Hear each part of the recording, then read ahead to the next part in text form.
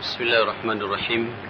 Assalamualaikum warahmatullahi wabarakatuh.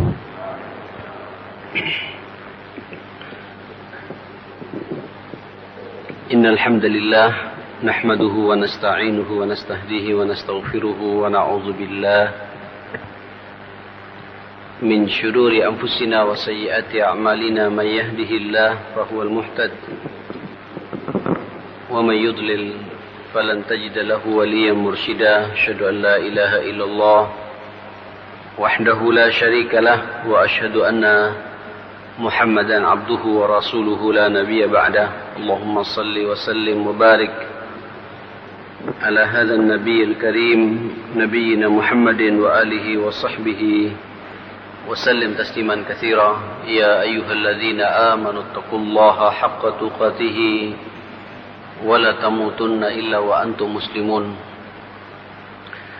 اللهم إن هذا إقبال ليلك وإدبار نهارك وأصوات دعاتك فاغفر لنا جميعا يا رب العالمين اللهم إنا نسألك فهم النبيين وحفظ المرسلين وإلهام الملائكة المقربين اللهم إنا نعوذ بك من أن نشرك بك شيئا نعلمه ونستغفرك لما لا نعلمه اللهم إنا نسألك الإخلاص والصدق في القول والعمل بسم الله توكلت على الله ولا حول ولا قوة إلا بالله. Jemaah sekalian, kita bersama dengan Rasulullah sallallahu alaihi wasallam di hari-hari terakhir beliau akan meninggalkan para sahabat yang saya masih ingat betul pada pertemuan terakhir pembahasan kita, yaitu qabla arba'ati ayyam min wafatihi sallallahu alaihi wasallam. Kita membahas, kita kaji bagaimana kejadian 4 hari sebelum meninggalnya, wafatnya Rasulullah sallallahu alaihi wasallam, yaitu persis pada hari Kamis. Nabi sallallahu alaihi wasallam semakin dahsyat, semakin kuat, semakin menjadi-jadi penyakitnya. Kemudian meminta kepada para sahabat untuk memberikan wasiat, menulis, sahabat untuk menulis, ya, sebagai nasihat terakhir. Seraya mengatakan, halummu aktub lakum kitaban lan tadillu ba'dah. Izinkan, kata Nabi, kemarilah kalian akan kutuliskan beberapa tulisan. Kalian tidak akan sesat setelah ini. Ini seakan-akan wasiat Nabi terakhir. Wa fil bait, pada waktu itu Nabi dikelilingi oleh banyak para sahabat. Salah satunya di situ ada Umar. Umar dengan kecerdasannya, dengan ijtihadnya mengatakan, qad ghalaba alaihi alwaja'. Kasihan Rasul, dia sedang didominasi oleh penyakitnya. Ya, wa indakumul Quran, kalian kan sudah tahu Quran sudah ada di hadapan kalian. Hasbukum kitabullah, sudah cukup Al-Quran sebagai pedoman buat kita. Tidak perlu kita merespon anjuran Nabi itu. Sekali lagi saya pernah menyampaikan bab ini ada komentar yang kurang sehat terkadang mengomentari Umar bin Khattab. Padahal Umar ini menunjukkan kehati-hatian beliau, karena memang banyak sekali hadis-hadis Nabi, kata-kata Rasulullah, la taktubu alayya ghairal Quran. Janganlah kalian menulis dariku kecuali apa? Al-Quran. Kenapa? Karena khawatir nanti hadis-hadis Rasulullah bercampur baur dengan apa? Kesucian Al-Quranul Karim. Dan itulah yang kemudian dimunculkan oleh Umar bin Khattab radhiyallahu anhu. Fakhtalafa ahli bait waqtasamu. Keluarga besar Nabi, ahli bait Nabi pada berbeda pendapat, berselisih dalam bab ini, antara menerima kata-kata Nabi dalam kondisi sakit yang sangat parah seperti itu dengan menerima kata-kata Umar bin Khattab radhiyallahu anhu yang juga masuk akal. Faminhum man yaqul qaribu yaktubu lakum Rasulullah, ayo kalian mendekat. untuk menerima apa nasihat Nabi itu, apa yang akan ditulis oleh Nabi. Wa minhum man yaqul ma qala Umar. Sebagian ada yang mengatakan ikuti saja Umar. Karena memang banyak sekali ayat-ayat itu turun berbarengan dengan istihadnya Umar. Ini juga para sahabat yang sendiri juga melihat ini firasatnya Umar kayaknya benar. Falamma aktsaru al-laght wal ikhtilaf qala Rasulullah qumu anni. Setelah kemudian terjadi percekcokan, banyak di antara mereka itu perbedaan pendapat, berselisih, sementara Nabi dalam kondisi sakit, kata Nabi, sudah bangun kalian, tinggalkan aku, kata Rasulullah sallallahu alaihi wasallam. Dan memang tidak ditulis, Pak. Sahabat hanya menghafal saja.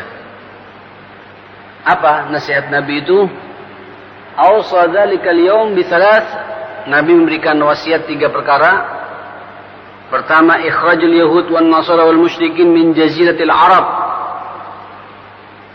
Nabi meminta kepada para sahabat, karena Islam sudah kokoh, Mekah sudah ditaklukkan, subhanallah, untuk mengeluarkan orang-orang Yahudi, orang-orang Nasrani, orang-orang musyrik keluar dari negara-negara Arab, daerah-daerah Arab, jazirah Arab. Tentunya mereka-mereka yang memusuhi siapa? Islam, dan sengaja memojokkan Islam. Tidak ada kompromi, keluarkan mereka, kata Nabi. Wa awsa bi ijazatil wufud binah makan yajizuhum. Dan yang ketiga, memperbolehkan ya, orang-orang yang datang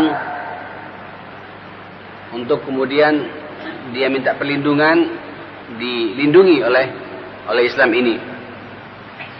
Amma tsalits, ini para perawi khilaf. Ada yang mengatakan adalah wasiyah bil i'tisam bi kitabillahi was sunnah, untuk berpegang teguh dengan Al-Quran dan hadis Nabi. Ada yang mengatakan siap-siaplah kalian menerima, tolong sambut Usamah bin Zaid yang baru datang dari peperangan. Ada yang mengatakan nasihat Nabi terakhir adalah as-salah wa ma malakat aymanukum, salat, perhatikan salat dan perhatikan budak-budak kalian. Saudara sekalian, Nabi pada waktu itu dengan sakit yang cukup serius masih menyempatkan dirinya salat bersama para sahabat, yusalli ma'an nas jami salawatihim hatta dzalikal yaum. 5 waktu pada hari itu dilaksanakan oleh Rasulullah. Pada hari Kamis, yaitu 4 hari sebelum meninggalnya beliau sallallahu alaihi wasallam. Wa shalla bin nasi dzalikal yaum salatal maghrib. Sampai pada waktu maghrib Nabi sempat membaca surat apa? Wal mursalati urfa, sebagaimana saya bahas pada pertemuan yang lalu. Baru pada waktu Isya semakin bertambah lagi sakitnya Rasulullah sallallahu alaihi wasallam, semakin berat penyakit Nabi ini, bihaitsu lam yastati al-khuruj ila al-masjid. Nabi tidak sanggup lagi keluar masjid. Qalat Aisyah, berkata Aisyah, faqala an-nabiy sallallahu alaihi wasallam asallan nas. Nabi bertanya kepadaku, kata Aisyah, apakah orang-orang di masjid sudah salat? Qulna, kami katakan, la ya Rasulullah, tidak ya Rasulullah, hum yantazirunak, mereka semua menunggumu ya Rasulullah. Jadi Pak, ini memang imam rawatib itu tidak boleh diganti-ganti ya. Jadi kalau kayak Mujahidin disepakati imamnya ini Ustadz Muhalimin sama Ustadz Hasun, ini siapapun tidak boleh ganti. Hatta terlambat 5 menit, tunggu dulu Pak sampai dapat kejelasan. Oh ternyata Ustadz Hasun keluar kota, Ustadz Muhalimin sakit, baru kita ada imam badal namanya. Ya, tidak sembarangan kemudian langsung tampil salat di situ. Ini kalau kita mengikuti sunnah Rasulullah sallallahu alaihi wasallam. Mereka tahu Nabi sakit keras, tapi masih nunggu salat. Tidak mau salat, nunggu. Hatta andai kata Isya, sekarang ini jam 6.34 umpamanya, ditunggu. Ya, sampai walaupun setengah 8, 1 jam ditunggu. Sampai nunggu berita dari Rasulullah sallallahu alaihi wasallam. Qala da'u li ma'in bil makhdab Fafa'alna. Kalau gitu Nabi Pak masih berat sama umat ini ngelihat sahabat nunggu di masjid. Kalau gitu siapkan aku satu bejana air. Fafa'alna. Kami siapkan, kami lakukan. Faghtasala, Nabi mandi. Fadhahaba liyanu'a fa'umi alaih. Nabi pergi, setelah kemudian semaput lagi Nabi. Subhanallah. Ya, semaput dalam kondisi sakit keras, masih semangat berangkat ke masjid. Semaput Rasulullah sallallahu alaihi wasallam. Summa afaqa, kemudian sadar. Faqala asallan nas. Apakah orang-orang sahabatku semua sudah salat? Wa waqa'a tsaniyan wa tsalitsan ma waqa'a fil mad al-ula min al-ightisal thumma al-irma' hina arada an yanu'a. Itu diulang-ulang, Pak. Ternyata tidak. Nabi minta mandi lagi. Begitu segar, sadar, mau berangkat, semaput lagi sampai 3 kali jamaah sekalian pada waktu Isya itu. Baru fa'arsala ila Abi Bakar ayyusalliya bin nas. Kemudian Nabi memerintahkan Abu Bakar untuk menjadi imam pengganti Rasulullah sallallahu alaihi wasallam salat bersama para sahabat di masjidnya. Fa shalla Abu Bakar tilkal ayyam, pada hari-hari itu dikatakan dalam kitab Al-Bukhari di jilid 1 hadis nomor 99 itu sebanyak 17 salat di masa kehidupan Nabi sallallahu alaihi wasallam. Kalau Jumat, Sabtu, Minggu, ya. Tambah 2 salat lagi pada hari Seninnya, mungkin subuh Seninnya, jadi total semua 17 salat. Waraja'at Aisyah an-Nabiy sallallahu alaihi wasallam 3 atau 4 marat. Aisyah mencoba melobi Nabi 3 atau 4 kali, mengatakan kepada Nabi, ya Rasulullah, liyasrif al-imama an Abi Bakar, supaya Abu Bakar diganti jadi imam. Karena memang Pak Abu Bakar ini orangnya beka. Ya, habis bertahun-tahun yang jadi imam Rasulullah, tiba-tiba diganti oleh siapa? Oleh Abu Bakar. Suasananya kan beda. Satu sisi para sahabat ingin tahu bagaimana kondisi Rasulullah sallallahu alaihi wasallam itu. Aisyah mulai muncul firasatnya, hatta la yatasha'am bihin nas. Saya khawatir para sahabat bosan dengan keimaman Abu Bakar, ganti sajalah. Fa'aba, Nabi tidak mau. Lah ini Pak isyarat. Ya, isyarat bahwa nanti kepemimpinan setelah meninggalnya Rasulullah itu siapa? Abu Bakar. Saya punya buku kemarin ketika saya di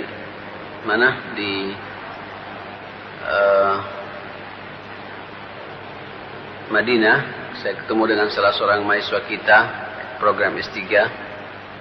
Dia ngasih hadiah saya At-Tariq ila Jama'atil Muslimin, buku yang sangat indah, tulisan seorang mufti Saudi sekarang ini. Itu bicara imamah, kepemimpinan. Itu ada 2 macam. Pertama al-imamah al-uzma, kepemimpinan yang besar, nanti khilafah. Tapi ada imamah yang paling mendesak, yang harus kita lakukan bersama-sama, yaitu imamatil masajid. Imam masjid itu imam kita. Imam masjid itu pemimpin kita, rujukan kita, syekh kita, tokoh kita, panutan kita. Karena ketika dia salat, kita semua salat. Dia ruku, kita ruku. Dia sujud, kita sujud. Dia salam, kita salam. Itu pemimpin yang paling jelas, imam yang paling jelas. Ya. Maka banyak para mufassirin, man mata bi ghairi imam mata maitatan jahiliyah. Barang siapa mati dia tidak berimam, maksudnya dia tidak pernah pergi ke masjid. Itu salah satu pemahamannya begitu, Pak. Walaupun kalau yang ekstrem, barang siapa mati tidak berbaiat kepada imam yang jelas. Artinya kalau dulu di zaman Nabi berimam kepada Abu Bakar, kepada Umar, kepada Utsman, Ali, dan pemimpin setelah itu, mata maitatan jahiliyah, mati dalam kondisi apa? Jahiliyah. Kalau kita sekarang usul kekinian, kita harus jadikan imam kita adalah figur kita, panutan kita, syekh kita, rujukan kita, mufti kita. Itu yang kita harapkan jamaah sekalian. Ma'asyiral muslimin, ditolak oleh Nabi. Enggak. Wa qala, bahkan mengatakan, inna kunna sawahiba Yusuf. Kalian semua ini kayak saudaranya Yusuf. Berontak terus. Ya. Maklum Pak, Nabi dalam kondisi sakit ya. Bahasanya pun juga bahasa-bahasa yang begitu kepada Aisyah gitu. Sudah. Murru Abu Bakar falyusalli ma'an nas, bin nas. Sudah, suruh Abu Bakar, salatlah dia bersama orang, penggantiku kata Nabi sallallahu alaihi wasallam. Oke, sampai di sini Pak, kita kemarin membahas ya. Kita masuk sekarang pada qabla yawm aw yawmain. Sehari atau 2 hari sebelum meninggalnya Nabi sallallahu alaihi wasallam. Wa yawm as-sabt. Pada hari Sabtu, karena akan meninggalnya hari Senin Pak ya.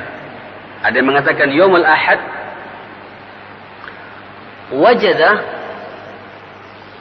An-Nabi sallallahu alaihi wasallam fi nafsihi khiffah.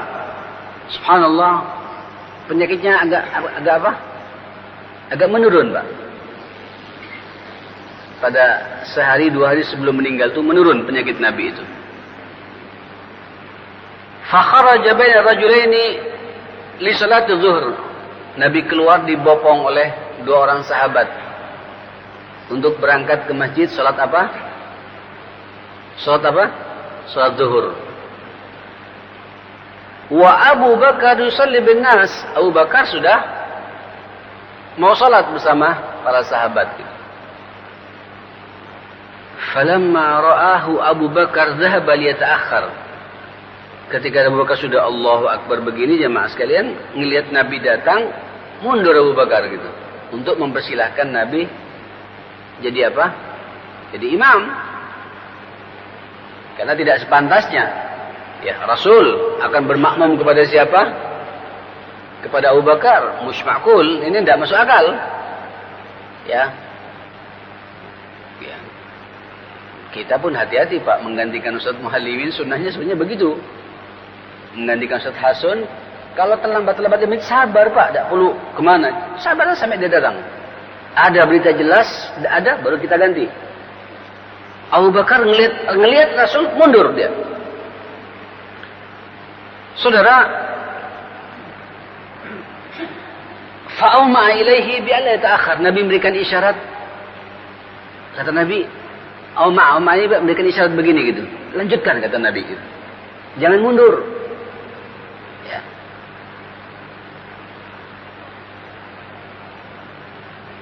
Qala ajlisani ila jambihi gitu. Nabi mengatakan kepada 2 sahabat yang apa? Yang apa namanya Pak? Yang membopong Nabi sallallahu alaihi wasallam, menggendong Nabi ini. Kemudian dudukkan aku ya di sampingnya gitu. Fa ajlasahu, maka oleh 2 sahabat ini yang menggendong Nabi ini didudukkan di sebelah kiri Abu Bakar As-Siddiq radhiyallahu an. Tentunya Abu Bakar di sebelah kanannya. Makanya Pak, kalau kita sholat berdua itu, imam itu harus di mana? Di sebelah barat Pak ya. Imam di sini, makmum di sini. Pada waktu itu Abu Bakar jadi imam, dia mau mundur, tak boleh. Maka Nabi lewat sini Pak, di sebelah kirinya Abu Bakar. Dia memposisikan sebagai imam di situ, menggantikan Abu Bakar walaupun sudah salat. Dilanjutkan oleh siapa? Rasulullah sallallahu alaihi wasallam. Fakana Abu Bakar yaqtadi bi salati Rasulillah wa yasma'u an-nas at-takbir. Abu Bakar pada waktu itu mengikuti salatnya Nabi. Mengikuti salatnya Nabi sallallahu alaihi wasallam, dan para sahabat mendengarkan takbir yang disuarakan oleh Rasulullah sallallahu alaihi wasallam. Artinya Nabi sudah agak sedikit apa? Sehat. Saudara, dikatakan pula dalam kitab ini, wa qabla yawm min al-wafah, sehari sebelum meninggal, yaumul Uhud, yaumul Ahad, pada hari Ahad. Allah, ini firasat-firasat yang ya Rasul ya sallallahu alaihi wasallam. Nabi melihat, sudah tahu ini sudah sangat dekat ajalnya. A'taqan Nabi sallallahu alaihi wasallam ghilmanahu. Semua budak-budaknya dimerdekakan sama Nabi. Ya. Semua apa? budak-budaknya dilepas sama Nabi, dimerdekakan oleh Rasulullah. Wa tasaddaqa bisab'i dananir kanat indah. Nabi apa yang terisa di kantongnya ada 7 dinar disedekahkan sama Nabi. Dia ingin meninggal, Pak, tidak ada 1 rupiah pun nempel di mana? Di mana? Di kantongnya. Kalau kita kan tidak, Pak ya. Kalau kita, ya apa anakku? Sudah megang perusahaan belum? Ya. Estafeta apa ini, Pak? Apa namanya? Regenerasi untuk menjalankan ini sudah jalan belum? Ada pikiran begitu. Saya tidak bisa meninggal sampai saya dengan tenang melihat anak saya sudah kerja gitu. Nah, sampai keluar kata-kata dari Rasulullah sallallahu alaihi wasallam, "Nahnu ma'asyiral anbiya la nuris ma taraknahu sadaqah." Kami para nabi ini tidak boleh mewariskan apapun pula. Apa yang kami punya semuanya adalah sedekah. Tidak boleh keturunanku mengambil 1% pun dari uangku. Luar biasa nih, Pak. Nah, ini para sahabat, hadza min khasaisin Nabi sallallahu alaihi wasallam. Ini merupakan apa? Kekhususan Nabi sallallahu alaihi wasallam. Jadi diserahkan sama uang yang ada di kantongnya 7 dinar disedekahkan. Wa wahaba lil muslimin aslihatahu. Senjata-senjata perangnya, pedangnya, perisainya, ininya, alat perangnya semua dihibahkan sama Nabi. Ya lagi mau meninggal, Pak, muntah, Pak. Apalagi Nabi tidak punya anak laki-laki ya. Anak perempuan, mustahil perempuan masuk ke mana? Ke medan pertempuran. Diserahkan semuanya kepada para sahabat. Dihibahkan. Yang menarik ya, yang menarik. Saya, Pak, tadi ketika baca kitab ini agak merinding juga ya. Mau nangis saya tahan, Pak. Ya Allah. Wa fil laili, di waktu malamnya itu, Pak, malam Senin, ista'arat Aisyah az-Zaid lil misbah min jaratiha gitu. Aisyah, Pak, di rumahnya tidak punya minyak, Pak. Minyak untuk apa ini? Untuk lampu. Di rumahnya nggak ada, Pak. Ini malam terakhir Rasulullah sallallahu alaihi wasallam mau meninggal dunia. Di rumahnya nggak ada minyak untuk penerangan di ruang di kamar Nabi sallallahu alaihi wasallam. Dia minjam, Pak, sama tetangganya. Subhanallah. Sampai dikatakan salah satu kenapa dir sallallahu alaihi wasallam, perisai Nabi itu marhunatun, digadaikan kepada seorang Yahudi dengan 300 sa' minasyair, dari gandum. Kenapa? Untuk membeli hal-hal seperti itu. Jadi di akhir hayatnya memang sangat memprihatinkan kondisi Rasulullah sallallahu alaihi wasallam.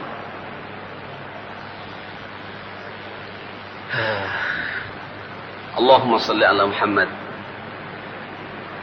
Jadi wajar, Pak ya, kalau beliau itu nanti ila rafiqil a'la ya.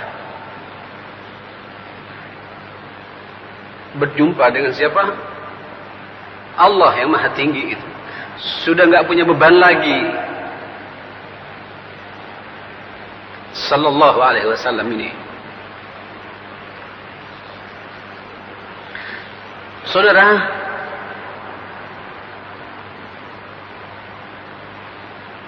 saat-saat seperti itu Anas bin Malik mengatakan,